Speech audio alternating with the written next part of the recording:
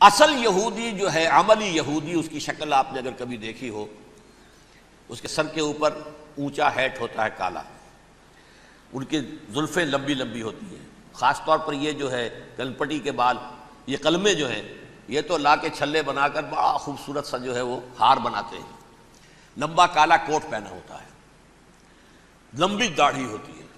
یہی وجہ ہے کہ مسلمانوں میں بھی مصر میں جس کی لمبی داڑھی ہوتی تھی، اب کچھ حالات شاید بدل گئے، وہ سمجھتے تھے یہ یہودی ہے، یعنی لمبی داڑھی یہودی رکھتا تھا، مسلمان نہیں۔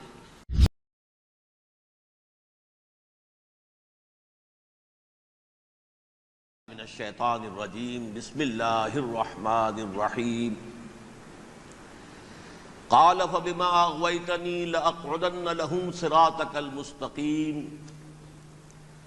ثم لآتینہم من بین ایدیہم ومن خلفہم وعن ایمانہم وعن شمائلہم ولا تجد اکثرہم شاکرین۔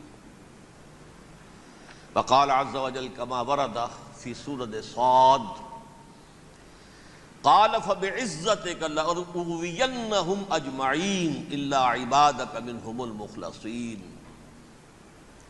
وقال عز وجل كما ورد في سورة المائدة وقالت اليهود والنصارى نحن أبناء الله وأحباؤه۔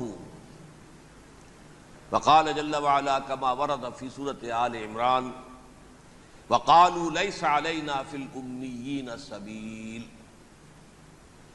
وقال عز وجل كما ورد في سورة الصف يريدون ليطفئوا نور الله بأفواههم والله متم نوره ولو كره الكافرون هو الذي أرسل رسوله بالهدى ودين الحق ليظهره على الدين كله ولو كره المشركون۔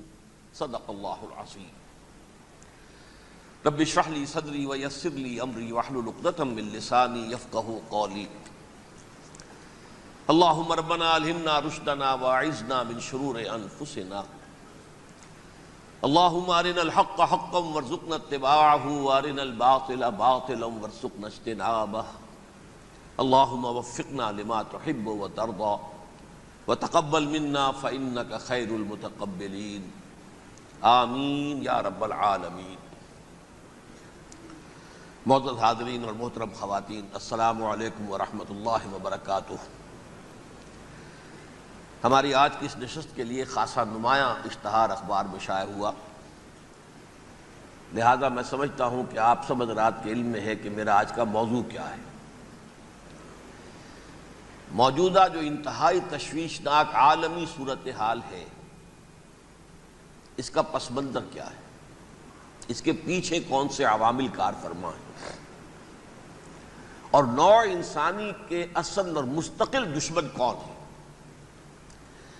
گویا کہ وہ جو ایک مصرع ہے کہ کون سیاہی گھول رہا ہے وقت کے بہتے دریا میں، امن عالم جو ہے ہو سکتا ہے تہو بالا ہو جائے، کہا جا رہا ہے شاید تیسری عالمگیر جنگ شروع ہو جائے گی۔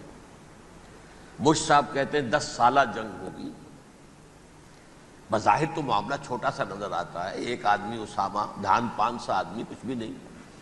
پھر یہ افغانستان، اگر آپ ویسے دیکھیں دنیاوی اعتبارات سے، مادی اعتبارات سے، اس کی کیا حیثیت ہے امریکہ جیسے سپریم پاور کے سامنے، لیکن کتنا اہتمام ہو رہا ہے، مشرق و مغرب کے وسائل و ذرائع جمع کیے جا رہے ہیں، ادھر میڈیٹرینین میں، ادھر بحر ہند میں، دور تک نیگو گارسیا تک اپنے سارے اڈے جو ہے تیار کر دیے گئے ہیں، بڑے مہیب قسم کے ایئر کرافٹ کیریئرز جو ہیں پہنچ گئے ہیں، وہ ہوائی جہاز جن کی شکل دیکھ کے دہشت آدمی پہ آ جاتی ہے، ان کے غول کے غول پہنچ گئے ہیں۔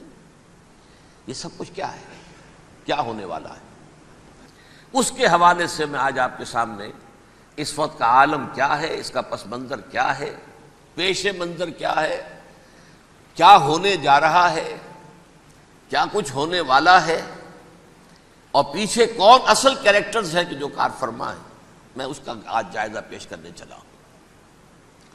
دیکھیں، سب سے پہلی بات،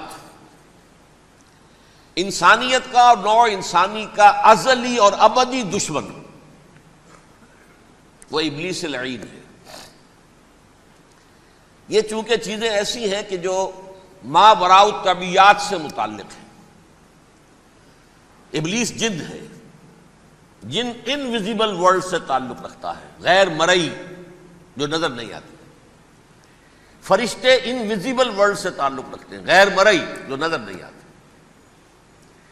یہ ہم جو ہے اور یہ حیوانات دنیا میں جو ہے یہ مرئی ہے، ویزیبل ہے۔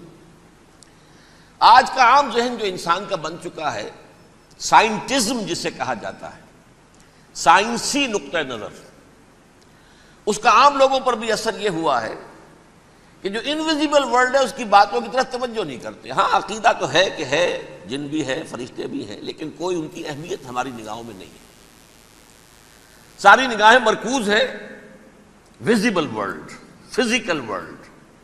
میٹا فزکس کا تو مضمون بھی اب سمجھ رہے ہیں کہ ختم کر دینا چاہیے، یونیورسٹیز سے فلسفے کے ڈپارٹمنٹس ختم ہو رہے ہیں، کیا ضرورت ہے اس کی؟ اصل شے یہ دنیا ہے، یہ عالم ہے، یہ کائنات ہے، یہ مادہ ہے، یہ حیات انسانی، حیات دنیاوی ہے۔ اس پر میرا جو مارکت الارا مضمون تھا 1967 کے جون میں جو چھپا تھا، اسلام کی نشرت ثانیہ کرنے کا اصل کام، کہ جو عہد حاضر کی جو تہذیب ہے اس کے 3 بنیادی اصول کیا ہیں؟ خدا ہے یا نہیں ہے چھوڑو، اس بحث میں نہ پڑو، کائنات تو ہے نا،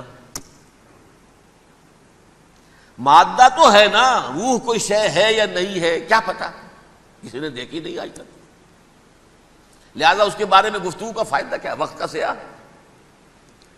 عالم آخرہ کوئی ہے یا نہیں ہے کیا پتا، کس نے آ کے بتایا مرنے کے بعد، لہذا اس بحث میں نہ پڑھو، یہ عالم دنیا تو ہے نا، اٹس ویری مچ پریزنٹ، لہذا ساری توجہ اس پر صرف کرو۔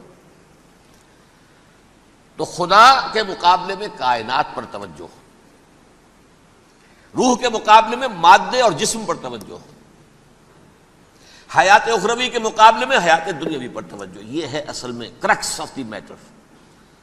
اس تہذیب جدید کا خلاصہ یہ، اس اعتبار سے میں کہہ رہا ہوں کہ بعض باتیں میری آپ کو ذرا ایسی لگیں گی کہ جو شاید ماحول سے کچھ زیادہ متعلق نہیں، لیکن وہ دین کی بڑی بنیادی بات ہے۔ دیکھیے اللہ تعالیٰ نے جو مخلوقات پیدا کی ہیں ان میں ایک تقسیم تو ہو سکتی ہے ذی حیات اور بغیر حیات، جاندار چیزیں اور بے جان چیزیں۔ بے جان چیزیں بے شمار، یہ تمام فلکیات، یہ پوری کائنات، یہ زمین، یہ پہاڑ، یہ شجر و حجر، کیا؟ لیکن ایک ہے جاندار، ان جانداروں میں ایک تقسیم ہے، 2 کا تعلق غیر مرئی دنیا سے ہے، انویزیبل ورلڈ سے، فرشتے جو دکھائی نہیں دیتے، ان کی پیدائش ہوئی ہے نور سے۔ دوسرے جنات جو انسانوں سے پہلے پیدا کیے گئے، آدم سے پہلے، وَالْجَانَّ خَلَقْنَاهُ مِن قَبْلُ مِن نَارِ السَّمُومِ، جنات کو تو ہم بہت پہلے پیدا کر چکے تھے آگ کی لو سے، وہ بھی نظر نہیں آتے۔ تیسرے انسان اور اس دنیا میں جتنے بھی حیوانات ہیں، ان کا جو مادہ ہے وہ ارض، یہ زمین ہے، یہ مٹی سے بنے، تراب سے بنے، کرسٹ آف دی ارتھ سے بنے۔ اب ان میں ایک تقسیم ہے، ایک وہ ہے، ان تمام میں شعور تو ہے، حیوانات میں بھی شعور ہے، خود شعوری جسے کہتے ہیں سیلف کانشسنس، یہ صرف 3 میں ہے، فرشتہ، جن اور انسان۔ حیوانات میں خود شعوری نہیں ہے، کانشسنس ہے، سیلف کانشسنس نہیں ہے۔ تھوڑی سی بات سے سمجھا دوں آپ کو، میں دیکھ رہا ہوں، آپ مجھے دیکھ رہے ہیں، کتا بھی کوئی یہاں ہوتا تو مجھے دیکھ رہا ہوتا، لیکن کتے کو مجھے دیکھتے ہوئے یہ احساس نہیں ہوتا کہ میں دیکھ رہا ہوں، یعنی کتے کو یہ احساس نہیں ہوتا کہ وہ دیکھ رہا ہے، مجھے دیکھ تو رہا ہے، اس کو میں کا احساس نہیں ہے کچھ۔ میں جب دیکھ رہا ہوں تو میں سمجھتا ہوں میں دیکھ رہا ہوں، میں ہوں کوئی شے جو دیکھ رہا ہوں، یہ خود شعوری ہے، سیلف کانشسنس۔ کسی بھی کام کو کرتے ہوئے اپنے وجود کا احساس، میرا فیصلہ ہے، میری رائے ہے، یہ ہے در حقیقت سیلف کانشسنس، انا، سیلف، خودی۔ یہ حیوانات میں نہیں ہے، یہ ہے صرف ملائکہ، جنات اور انسان۔